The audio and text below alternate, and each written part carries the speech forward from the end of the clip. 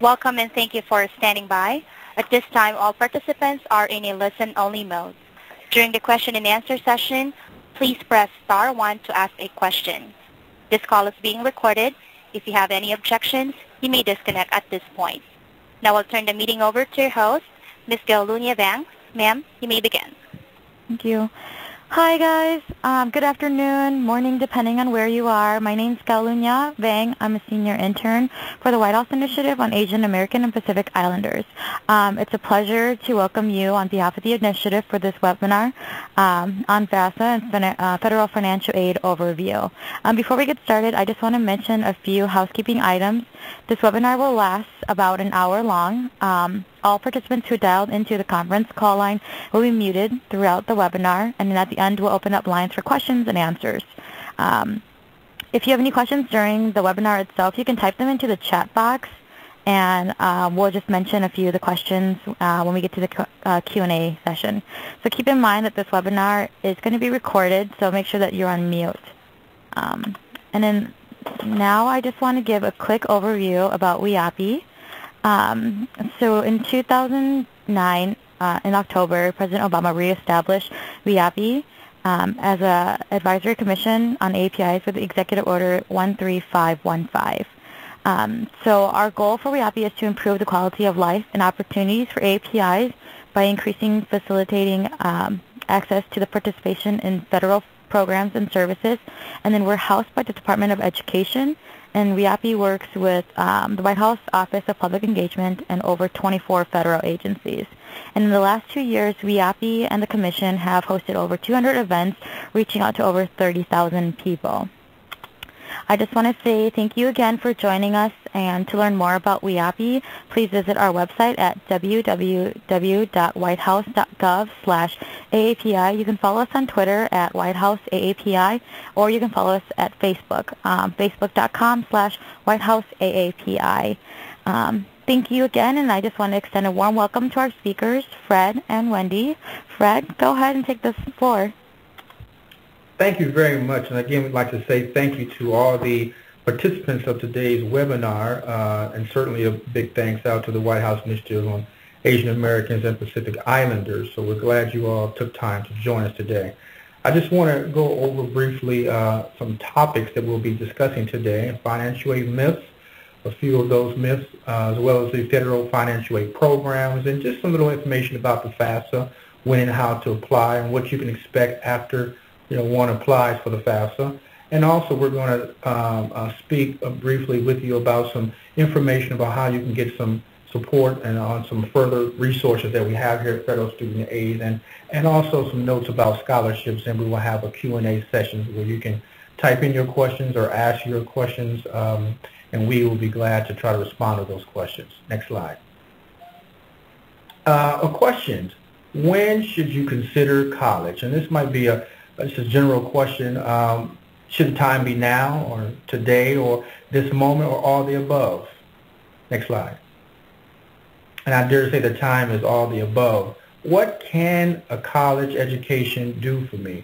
As we note here on the slide, college education can really afford one an opportunity to receive more money, as well as additional opportunities for the job market, as well as just more freedom to do and choose what options you will have in your career or your personal life.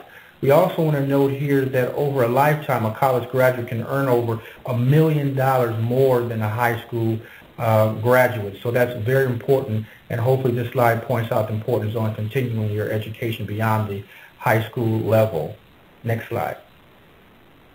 Financial Aid 101. What does FAFSA stand for?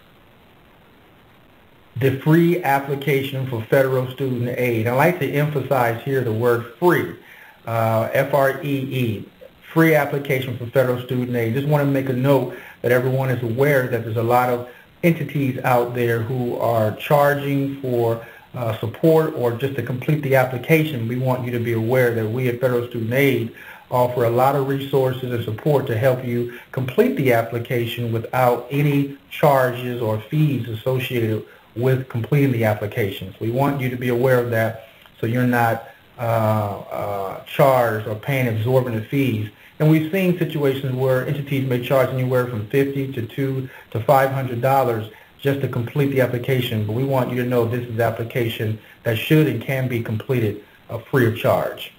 Next slide. Some myths about financial aid. We want to share some myths. You may have heard of some of these myths around the country or in your interaction with your peers or friends or family. The first one is it costs money to apply for federal student aid. This is a myth. Next slide. We like to let you know what the reality is, and that's applying for the FAFSA or the free application for federal student aid is free. It costs nothing to apply, and you should avoid companies, as I mentioned earlier, of those who may charge a fee. Next slide. A second myth may be, you may have heard this before, the form is too hard to fill out. It's something that can't do. We want to let you know the reality is the FAFSA is easier than ever, especially if you fill it out online at www.fafsa.gov. And I want to make note here also that really it takes on average less than 30 minutes to complete. So it really has gotten very easy and simplified. So we really want to make sure that you're aware that FAFSA.gov is the place to go and that the application has gotten much easier than in the past. And we have things like Skip Logic and other important electronic features to make it much easier and robust for you to complete and get through with success. Next slide. Now I want to go into a little bit about our federal financial aid programs. Next slide. 3 of our signature grant programs are part of the Title IV funding pool. Our grant programs, which consist of federal grants, work study, as well as our student loan programs. All 3 of these programs are a part of the $150 billion that is available for students to go to school and to pay for their college education.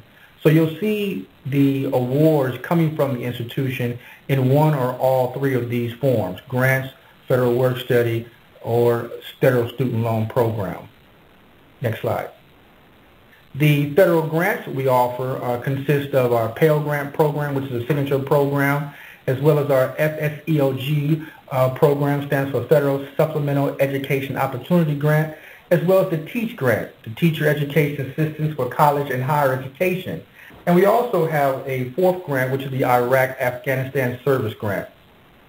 Each of these grants are funds that students can utilize and do not have to be repaid. The grant program, next slide. Our work study program is the second type of funding source that we offer, and it's basically a program that allows students to work part-time as they pursue their education, whether that be undergraduate or graduate level. This is a program that allows them to earn money to pay for their educational expenses, like I said, as they pursue their studies at the graduate or undergraduate level. Most students work with such employers such as nonprofit agencies or community service organizations, or on campus or federal or state agencies as well. So this is just a sample of some of the agencies that students actually work with. Students are paid at least federally the minimum wage, and not all colleges participate in the federal work study program. So it's important that you follow up with the institution that you're interested in attending, and you can check their website, for example, to see if they participate in the federal work study program for students who attend that institution. So just want to make you aware that this is a program that's very viable and, again, allows you to receive some financial support while you study, earning your degree. Next slide. The 3rd program I mentioned earlier is our loan program, our federal financial aid loan program. It consists of 4 parts, and as you see here on the slide, the federal Perkins program, the subsidized direct loan program, as well as the unsubsidized direct loan program, and the Parent Plus loan direct program as well.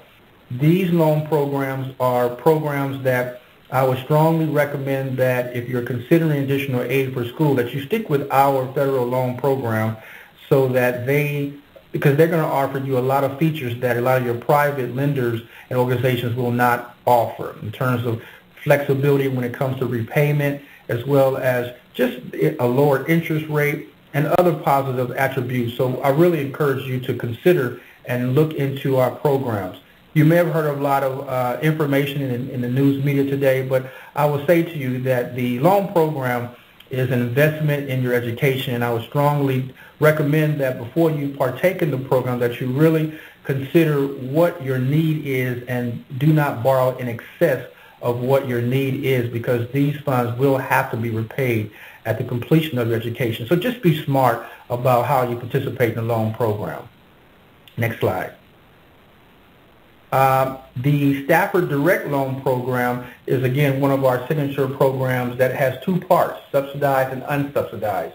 And the biggest difference between the two is one word, is interest. The subsidized loan program is a program by which the government pays the interest while you're in school pursuing your education, whereas the unsubsidized loan, the government does not.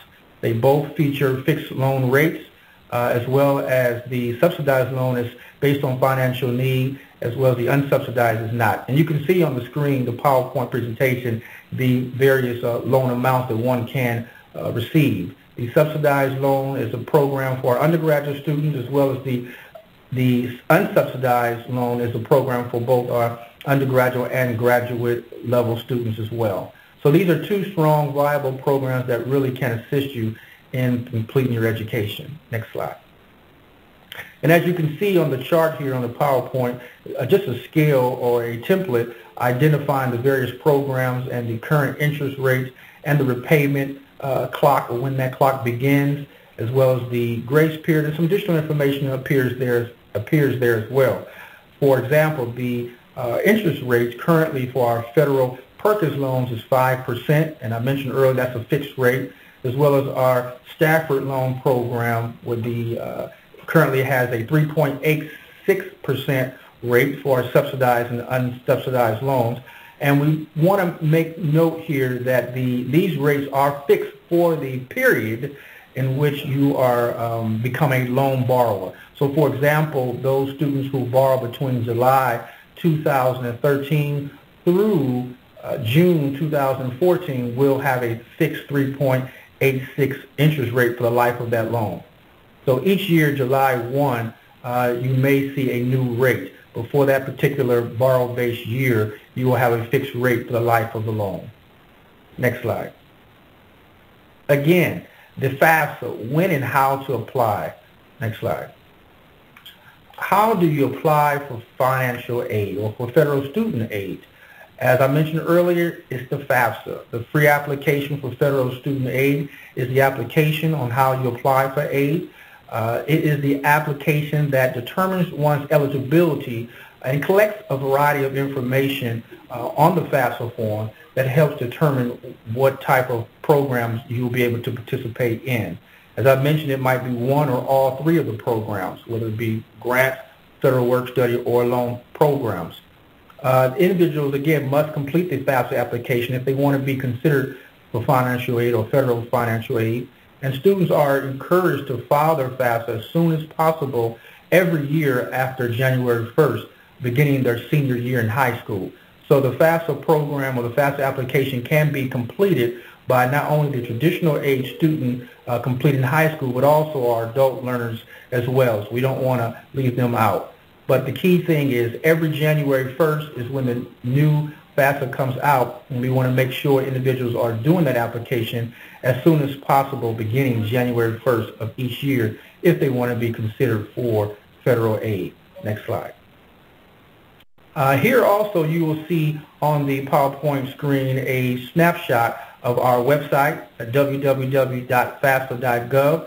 It is the newest site we offer, and it's very robust and new. It is available in English or Spanish, and it's real easy. You'll see two buttons on the screen. If you're a new filer for the first time, you'll see a button that's entitled Start a New FAFSA, or if you're a returning student, you can just hit the Login button and begin completing your application.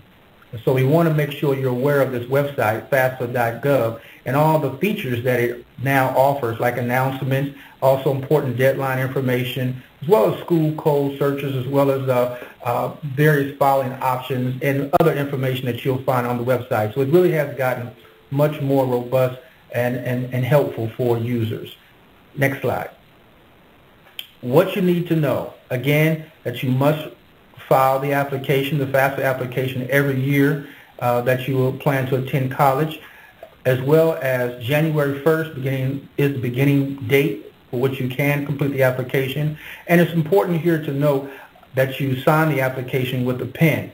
Both the parent, if you're a dependent student, and the student must complete the application with two separate PIN numbers. The PIN is your signature. It stands for personal identification number. And again, the earlier you do the application, the better. So we don't want you to procrastinate and just get out and start the application early. Next slide. Some basic eligibility requirements to complete the application. Basically, if you're a student, you must have a high school diploma or GED, a valid Social Security number, must be a U.S. citizen or an eligible non-citizen, and if you're a male 18 or older, you must register for selective service. And there's an option on the application that allows you to do so in real time. Students must also be pursuing a degree or certificate or credential, and they must be enrolled or accepted for enrollment in an eligible program. And of course, you must be making satisfactory academic progress. And the school will monitor these things each year as you apply for the application. Next slide. FAFSA documents. Some important documents that you may want to have close or handy when you complete the application. That is your Social Security number, the driver's license number, which is not mandatory, as well as an alien registration number if you're not a U.S. citizen, as well as your federal tax return. However, I want to make mention here that in regards to your federal tax return, we now offer a feature called the IRS Data Retrieval Tool. If you haven't heard of it, it's a powerful tool that allows us to import important data elements from your IRS tax return directly into the FAFSA application. So if you want to avoid the long, laborious documents from a tax return, just use the IRS Data Retrieval Tool if you submitted your IRS tax return electronically. And soon after the IRS has completed their processing, those specific data elements will become available where we can import that into the application directly. So that's a very powerful and has been a successful tool for us. Also, if you have any records in regards to your veterans benefits, you might want to have those handy. And if you know your investment totals or savings, you can put that information as well on the application. Next slide. This is an important slide. A lot of questions come out to us annually about the dependency status. Am I independent or am I dependent? Well, the answer is if any of the following criteria you see on the slide pertain to you, then you are considered an independent student. You can see the most common one is the 24 years of age criteria, or if you're married or you have a doctorate or a master's degree, or if you have a child yourself that you're providing at least half the support for, or you are a foster care since the age of 13, or emancipated minor, or currently, or was in legal guardianship, or homelessness. That's a new category, as well as serving active duty in the U.S. Armed Forces. If you meet one of these criteria, then you're automatically considered independent, and that we're not going to ask for information from a parent on the FAFSA application. Only yours individually will be necessary. However, if you do not meet one or more of these criteria seen on the PowerPoint today, then you are considered a dependent student, and we're going to ask for information from the student as well as the parent when completing the application. So that's it in a nutshell in regards to